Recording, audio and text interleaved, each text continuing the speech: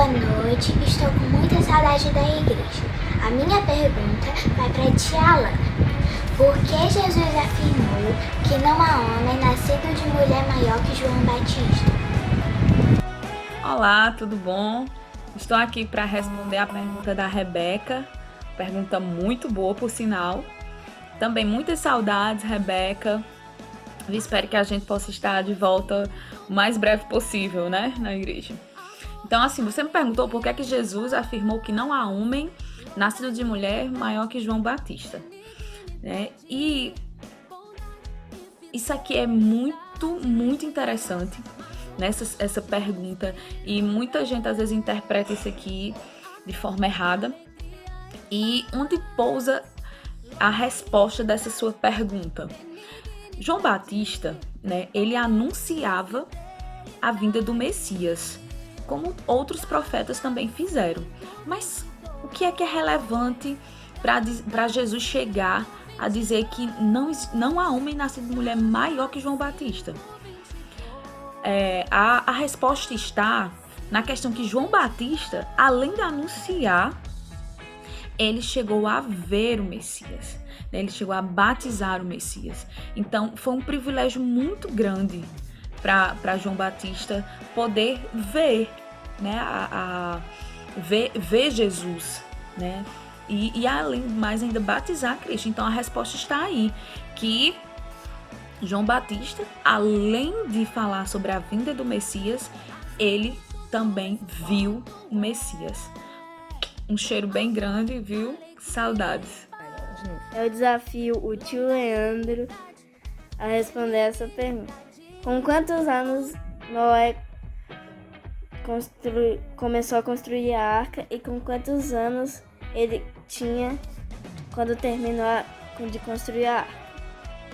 Olá, igreja! Olá, povo de Deus! Meu nome é Leandro, sou professor do Ministério Infantil da Primeira Igreja Batista do Crato e estou aqui para responder o questionamento do nosso aluno Benício, que perguntou o seguinte: qual a idade de Noé quando ele começou a construir a arca e com quantos anos ele terminou de construí-la? Pois bem, logo de cara, vou informar vocês que a Bíblia não diz especificamente a data exata do início da idade de Noé e do fim de quando ele terminou de construir a arca. Mas ela nos dá outras informações em que nós podemos fazer inferências para tentar descobrir a idade de Noé durante esse período de construção. Além de responder essa pergunta de Benício, nós vamos tratar aqui também de diversas outras curiosidades a respeito da Arca de Noé. Pois bem, para responder à dúvida do nosso aluno, vamos à Bíblia? Eu não sei se vocês podem fazer esse passo de mágica, mas pausa o vídeo aí, pega uma Bíblia na sua casa e acompanha comigo a leitura. Abram em Gênesis 6, no verso 3, diz o seguinte: Então disse o Senhor: O meu espírito não agirá para sempre no homem, pois este é carnal, e os seus dias serão 120 anos. Erroneamente, é importante esclarecer isso no início, algumas pessoas acham que essa foi a data que Deus deu para a construção da arca, quando de fato não foi. Aqui na verdade é um prazo que Deus dá de 120 anos para a humanidade. Ele nem sequer aqui fala em dilúvio, fala em arca. Quando é que a Bíblia vai falar disso? Mais para frente, aqui em Gênesis 6, no mesmo capítulo, a partir do verso 11, acompanha comigo, do 11 ao 18, diz assim: Deus anuncia o dilúvio. Deus aqui vai mostrar por que ele vai fazer o dilúvio e o que é que Noé deve fazer diante desse dilúvio, que é construir a arca. Vamos ver? A terra estava corrompida à vista de Deus e cheia de violência. Viu Deus a terra, e eis que estava corrompida, porque todo ser vivente havia corrompido o seu caminho na terra. Então disse Deus a Noé: Resolvi dar cabo de toda a carne, porque a terra está cheia de violência dos homens. Eis que os farei perecer juntamente com a terra.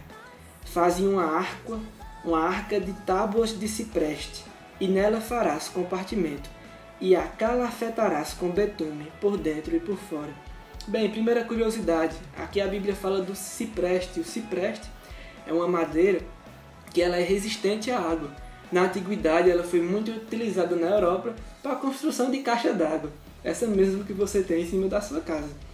E o betume é uma mistura de compostos químicos que pode ser encontrado tanto na natureza, como pode ser feito artificialmente, através da destilação do petróleo. Vamos continuar a leitura. Deste modo farás 300 côvados, será o comprimento de 50, a largura e a altura de 30. Farás ao seu redor uma abertura de um côvado de altura. A porta da arca colocarás lateralmente. Farás pavimentos na arca, um embaixo, um segundo e um terceiro.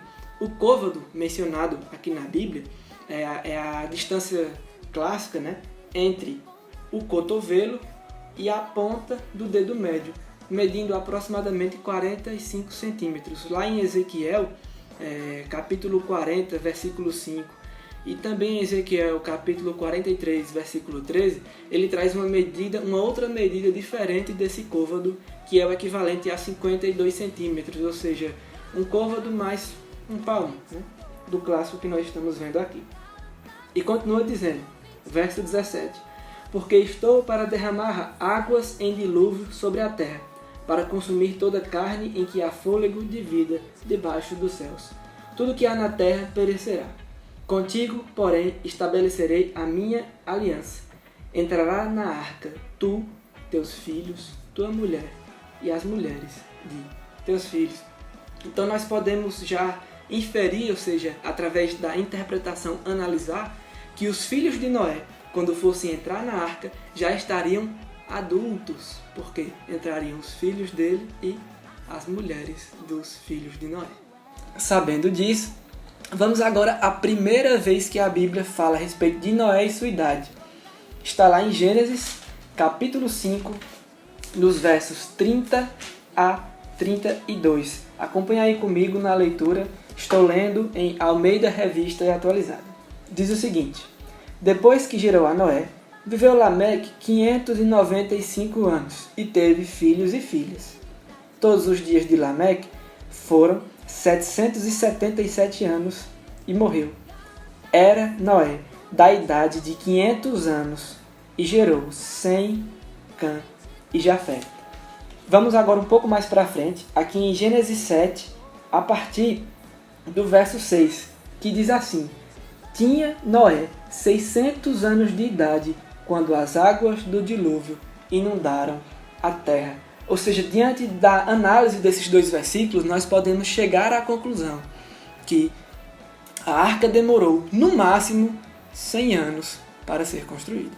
Em conclusão, apesar de não sabermos a data exata de início, né, de quando Deus deu o ordenamento a Noé para construir a arca, lá em Gênesis 6,14, quando ele diz, né, faze uma arca, até o fim dessa arca que ocorreu antes do dilúvio, ou seja, quando Noé tinha 600 anos, nós podemos afirmar que o período de construção da arca não ultrapassou os 100 anos. De forma mais objetiva, respondendo à pergunta do nosso aluno Benício, Noé tinha cerca de 500 a 600 anos durante o período de construção da arca. Chegamos então ao fim de nossa explicação. Queria agradecer ao nosso aluno Benício, que mandou aí a pergunta muito boa. Quero incentivar os outros alunos, né, crianças e adolescentes de nossa igreja, a continuarem mandando essa pergunta. Estou com muita saudade de vocês, né? E estou muito feliz em poder estar servindo ao Ministério Infantil, mesmo que de forma remota. Enfim, um grande abraço a todos e fiquem em casa, viu? Boa noite, eu tô com muita saudade da tia Letícia. Quero fazer uma pergunta pra tia Letícia. Tia Letícia, por que Jesus é o nosso bom pastor? Oi, tudo bem, pessoal? Hoje eu vou responder a pergunta da Laurinha. Laurinha, eu tô morrendo de saudade de você e de todas as crianças da salinha. Se Deus quiser, já a gente tá reunido de novo, certo? E a pergunta da Laurinha foi: por que Jesus é o bom pastor? Então, para isso, a gente vai abrir a nossa Bíblia lá em João, capítulo 10, versículo 11, que diz assim: eu sou o bom pastor. o bom pastor dá a vida pelas ovelhas. Nessa passagem, no capítulo 10 do livro de João, Jesus fala 7 vezes a frase eu sou. E o que isso quer dizer? Eu sou o bom pastor. Jesus é bom pastor por algumas explicações. A primeira é porque ele dá a vida pelas suas ovelhas, ou seja, ele morreu por nós, que somos os seus eleitos e também justificados pela sua morte. Segunda explicação, Jesus ele perdoou os nossos pecados. Então, lá na morte da cruz do nosso pastor, ele perdoou os nossos pecados. A terceira, Jesus conhece as suas ovelhas. Então, Jesus sabe muito bem tudo sobre nós. Ele sabe que a Laurinha tem uns cachinhos, que a Laurinha gosta de rir. Ele conhece a tia Sofia, o tio Leandro. Ele conhece todos nós. Quarto, porque ele guia e nos protege. Então, Jesus ele sempre vai nos levar para os seus caminhos. Ele nos guia por águas tranquilas, pelos vales verdejantes. Mesmo quando a gente está com problema, com o nosso coraçãozinho apertado, Jesus sempre nos leva para os seus caminhos. E por último, ele nos oferece a vida eterna. Quando a gente tem Jesus no nosso coração e que ele nos salva, nada nem ninguém vai poder nos roubar dele. Nunca, nunca, nunca, nunca. Então, uma vez que nós somos escolhidos e salvos pelo nosso Deus, que ele está no nosso coraçãozinho, para sempre ele vai ficar lá. Então, a nossa salvação, a vida lá no céu, que é quando a gente for lá pro céu, ela vai sempre permanecer pra gente, tá bom? Amo muito vocês e mandem mais dúvidas. Um beijo! Oi, a pergunta é para ti, Luiz. Por que Jesus foi crucificado? E aí, Levi, cara, gostei muito de sua pergunta. Sua pergunta foi muito massa. Por quê? Você me perguntou por que Cristo foi crucificado. Então vamos entender primeiro por que Cristo morreu. Lembra que lá no começo Deus criou Adão e Adão pecou, né? Adão e Eva pecaram. Então a relação Deus com o homem, né? A nossa relação com Deus foi quebrada. E aí precisou vir um outro Adão, conforme a palavra de Deus fala, que foi Cristo, para que assim a nossa relação com Deus pudesse ser reestabelecida. Ela precisava ser reestabelecida.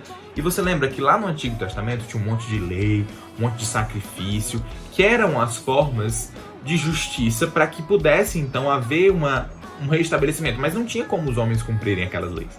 E Deus colocou a lei e tudo aquilo para que a gente pudesse ver o quão grave é o nosso pecado e como a gente não tem como cumprir.